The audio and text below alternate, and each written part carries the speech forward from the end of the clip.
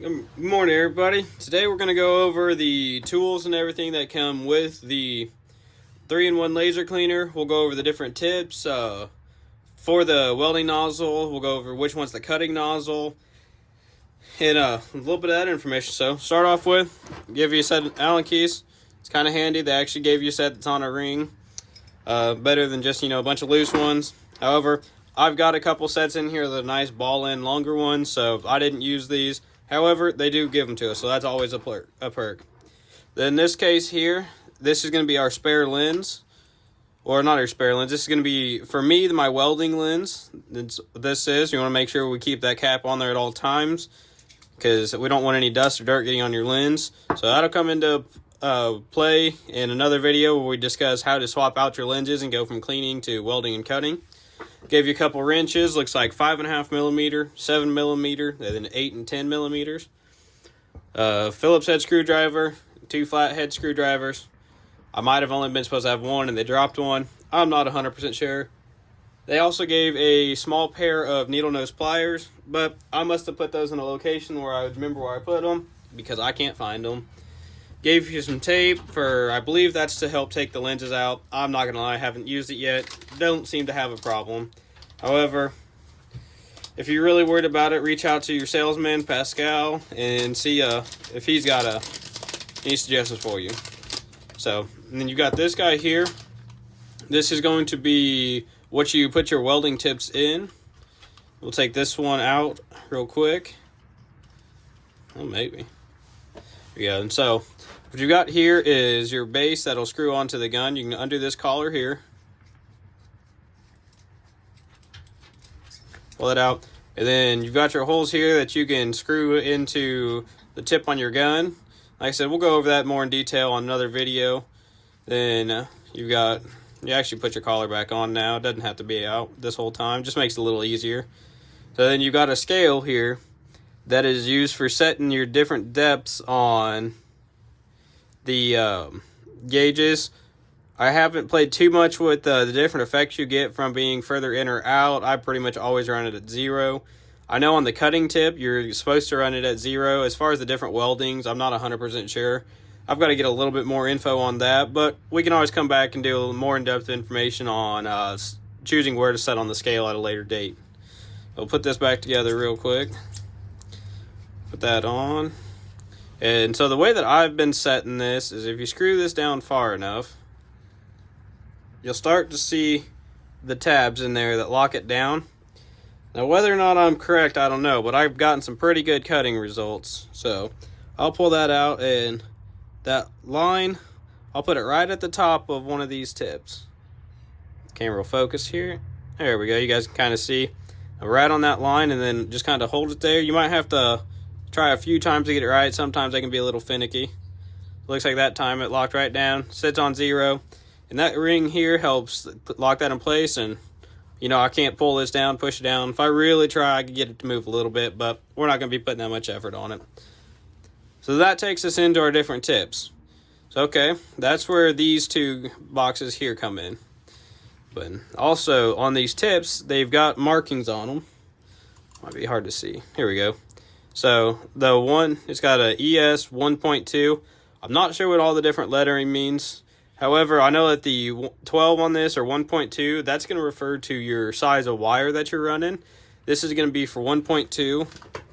If we look at the lid on here, so what I did to figure out which nozzles are which is if you take a picture of this, you can upload it into Google Translate, and it'll translate it for you, tell you different tips, and then it's like this one. That's how I figured out this is the cutting nozzle here.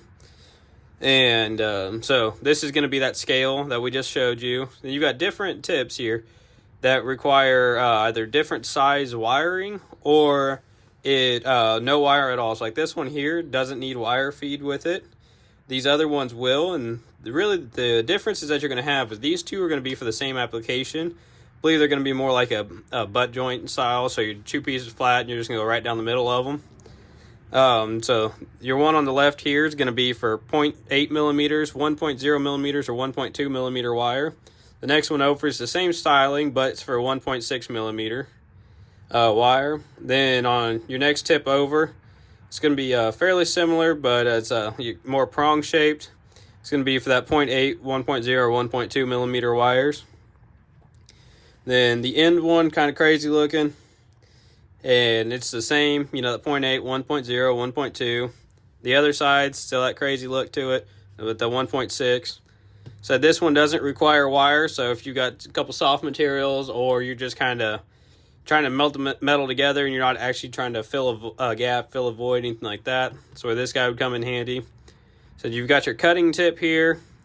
I'm not sure what the 1.5 millimeters for, because the factory did tell me to set the scale, or in the video that they sent me on how to choose your the nozzle and for your cut settings is 1.5. So, or sorry, they said to use it at 0 millimeters on the scale. So I don't know if 1.5 just the diameter of that hole, but we're not going to worry about that. So we can look at this case a little further here.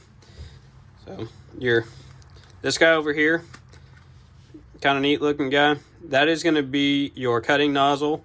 And if something does happen, you get it stuck to something, this end piece does thread out. Here it goes. This threads out, so if for some reason you need to change this out, or you just gunked up the tip, you can take it off and just work with that independently. I imagine that's a consumable, but I have 15 of these cases that were sent to me, so I have plenty of consumables. So if that becomes a problem, I'll probably just scrap this one and grab a new one, to be completely honest. So let's look at a couple of these other ones here and show you the different markings on them.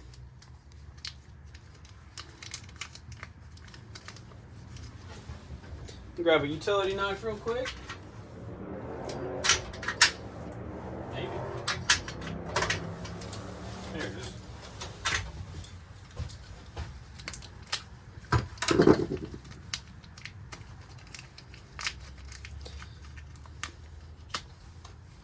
Oh, again, this is going to be, you know, it's got 12 on it, so you know it's for your 1.2 wire. This is where that groove that your wire is going to set in. So that makes it handy for knowing which way you need to clock this in the machine. So that'll be able to go just nice down flat joints. They kind of give you an angled side, a groove side here. So that's, you'll just rest that on your material and then just right down it you go. It makes the process pretty simple, pretty slick. Honestly, it's very intuitive. If you can look at these, you can kind of just look at them and figure out for the most part what situations you would use them in.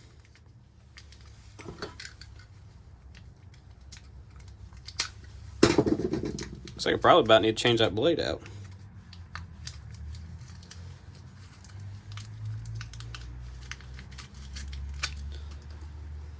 So here we go. You guys can see this one's got the 16 on it, so it's going to be a lot wider hole. It's got a wider spot here for 1.6 millimeter wire. So that one's going to be one of those ones you're just coming straight down, probably running flush. It might work all right in the corner. I'm not 100% sure. I haven't played with these nozzles too much. Most of the welding I've done has been with this nozzle here, or this tip, sorry, which is just going to be that 12 like I showed you guys earlier. And wire sitting there. It's kind of handy because it's each side here's got a little bit of like a 45 on it. Let's see if we can get that shown. Yeah, so you guys can see there, kind of got a 45 on it that side, and then a matching one over here. Maybe. Doesn't want to focus. There it goes, a little bit. So that was handy. I've used this one for building that cart that the laser sitting on now, so you just set it right in the corner and put this each side on, and it just went right down it. No big on that. I thought it was pretty handy. I'm pretty sure I was using the right one from what I could tell from a little bit of YouTube searching. This one here is going to be that one that we mentioned you don't need to run your wire feeder on. So for a real light duty project, something that's not structural, I might use this one on it. If I'm just putting a couple pieces together, you know, to make it look pretty or to hold them together, and it's never going to have a structural strength or anything like that, I'll probably opt for this one. Just one less thing to have to worry about. That was real simple. A nice flat side, or two angled sides, and then flat tips on it. So imagine probably use it semi-straight like this, maybe on the side. We'll play with that setting a little while later. We'll play with a whole bunch of these tips in a separate video. You've got your scale in here, your other tips. So that's what it comes in each one of these cases. Like I said again, just take a picture of your lid, throw it into Google Translate, and that'll give you a pretty good approximation of what each lens is, or what each tip is supposed to do. Then I just have that screenshot on my phone. I probably ought to print it off and laminate it. So in this kit, this is the only kit I got that didn't have a label on the top of it, so it took a little bit of confusion at first. You've got a assortment of tips here. It's got another cutting one here. Looks like, yeah, you've got your circle one there. Looks like for probably going down flat seams. Looks like, yep, your tip there that doesn't require the wire feed. Looks like about one of each. And then these packages here are your friend. So inside of each head, right on your lens here, there is a small clear disc. You guys can kind of see it there. And this is your protective lens that keeps you, this is your consumable part that keeps you from burning these lenses up. I don't know how much one of these lenses costs, but I have a feeling it's significantly more than I want to pay if I can just put these small discs in and have an easy consumable that way. Your machine's going to give you obvious symptoms. When those need to be replaced, it's going to be overheating quickly, or you've got your laser power is very weak because you've got a cracked lens, and so that's sending your basically scattering your beam. If you got weird problems occurring and your air's working, you know your machine's on, your laser source isn't throwing an alarm, that's when you'll look at changing out one of these guys. Or if you just happen to see your lens and you're like, wow, that's gross, it's caked with grime residue, then maybe time to look at changing one of those out. But most part, that's pretty straightforward process on what we need to do for changing out tips, how we're going to select what tip we're using. Different tips, like I said, have their different applications, whether you're doing a butt joint, overlapping material, or if you're doing like a corner, or just no wire feeding at all. So I think that'll wrap up today's video. Y'all have a good one.